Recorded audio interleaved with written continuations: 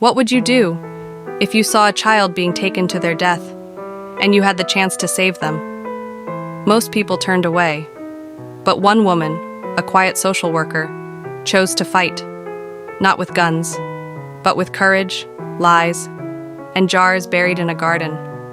This is the true story of Irena Sendler, a woman who rescued 2,500 Jewish children from the Warsaw Ghetto during World War II and risked everything, even her life, to do it. Life before the war. Irena Sendler was born in 1910 in Warsaw, Poland. Her father, a doctor, taught her early on, "If you see someone drowning, you must try to save them, even if you can't swim." That lesson would later define her life. When Nazi Germany invaded Poland in 1939, everything changed. The Jewish population was forced into ghettos. The largest one, the Warsaw Ghetto, trapped nearly 500,000 people in horrific conditions.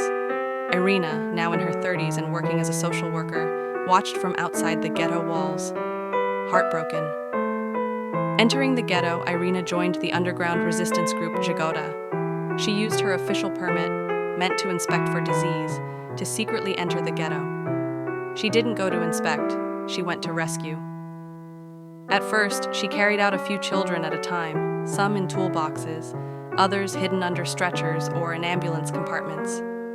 Some babies were sedated and smuggled in sacks or even body bags. It was horrifying, risky, illegal. But she kept going. The network of Hope Irena created a network of nuns, priests, and brave Polish families who were willing to shelter Jewish children, knowing it meant death if caught. She gave each child a new Christian name, forged identity papers, and taught them prayers so they could blend in. But she didn't want their real identities lost forever, so she wrote their birth names and their fake names on tiny slips of paper and buried them in jars, hidden beneath an apple tree in a friend's garden. Caught by the Gestapo. In 1943, the Gestapo arrested Irena. They broke her legs, tortured her, demanded names, but she said nothing. She was sentenced to execution. At the last moment, the resistance bribed a guard. Irena escaped and lived underground, continuing her work in secret.